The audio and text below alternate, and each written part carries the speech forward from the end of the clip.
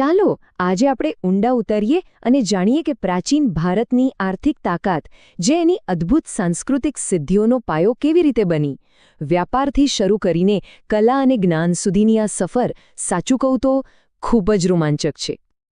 તો સવાલ એ છે કે આ બધી સમૃદ્ધિ અને કલા પાછળનું રહસ્ય શું હતું?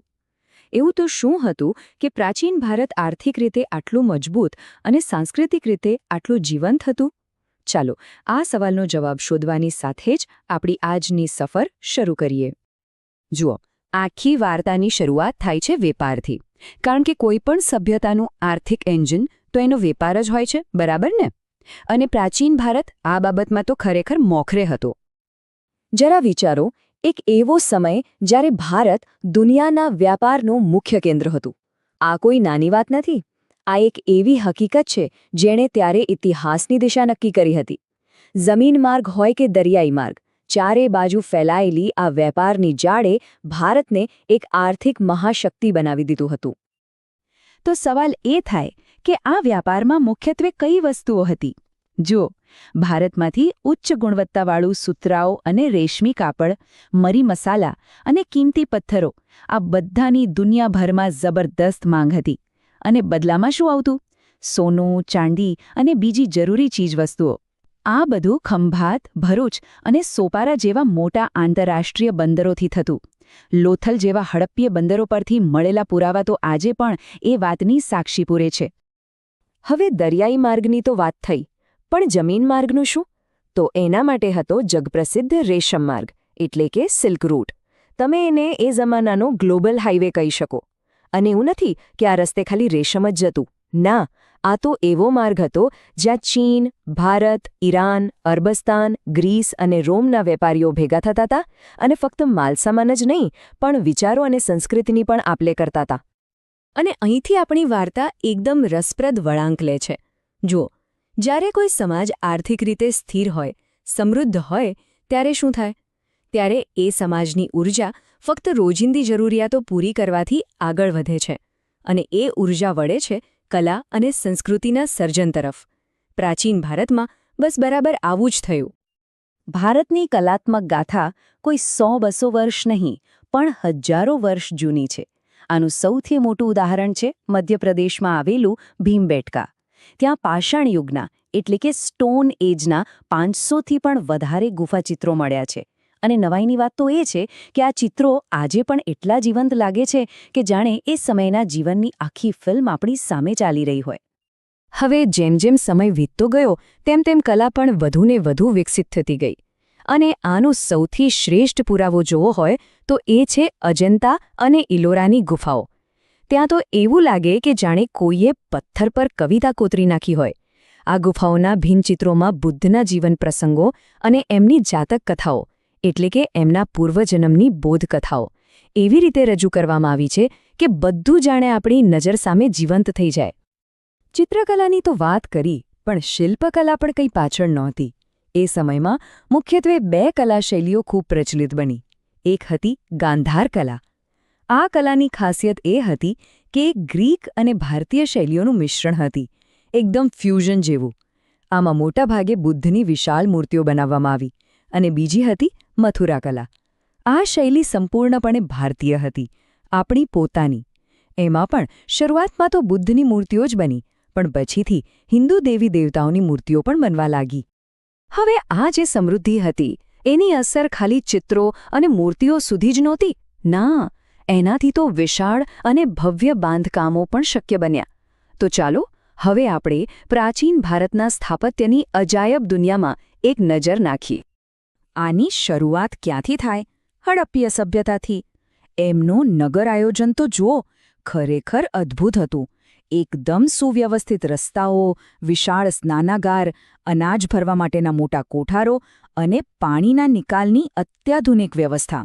આ બધું જ પ્રાચીન ભારતની ઇજનેરી કળાનો એક બેનમૂ નમૂનો છે. પછી આવ્યો બૌદ્ધ ધર્મનો સમય અને એની સાથે સ્થાપત્યના નવા રૂપો વિકસ્યા. એમાં સૌથી પહેલું આવે છે સ્તૂપ. હવે આ સ્તૂપ એટલે શું?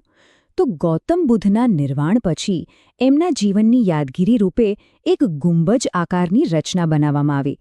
એની બરોબર મધ્યમાં બુદ્ધના અવશેષો રાખવામાં આવતા અને એ જગ્યા ધ્યાન અને પૂજાનું કેન્દ્ર બની જતી. આનું સૌથી પ્રખ્યાત ઉદાહરણ કયું? સાંચીનો મહાન સ્તૂપ. પછી આવે છે ચૈત્ય. હવે આ શું છે? જરા કલ્પના કરો કે એક આખા પહાડને અંદરથી કોતરીને એક ભવ્ય પ્રાર્થના હોલ બનાવી દેવામાં આવે. બસ એ જ છે ચૈત્ય. આ ગુફા જેવા સ્થાપત્યમાં અંદર થાંભલાઓની હારમાળા, મોટા દરવાજા અને વિશાળ પ્રાર્થના મંડપ બધું જ પથ્થરમાંથી કોતરીને બનાવવામાં આવતું. એને એકદમ મંદિર જેવો આકાર અપાતો. અને અમરાવતી, ભજ અને કાર્લેના ચૈત્યો તો આજે પણ દુનિયાભરમાં પ્રખ્યાત છે. તો સવાલ થાય કે બૌદ્ધ અને જૈન સાધુઓ રહેતા ક્યાં હતા, અભ્યાસ ક્યાં કરતા હતા? તો એ માટે હતા વિહાર. આ વિહાર એટલે પહાડોને કોતરીને ખાસ સાધુઓના રહેવા અને અભ્યાસ કરવા માટે બનાવેલી ગુફાઓ. અને આ કોઈ એક બે વિહારની વાત નથી. ચીની પ્રવાસી યુએન શ્વાંગ જે ભારતમાં આવ્યા હતા એમણે તો નોંધ્યું છે કે ખાલી ઉત્તર ભારત અને ગુજરાતમાં જ 100 જેટલા વિહારો હતા. 100! આ આંકડો જ બતાવે છે કે એ સમયે આ કેન્દ્રો શિક્ષણ અને આધ્યાત્મિક જીવન માટે કેટલા બધા મહત્વના હતા.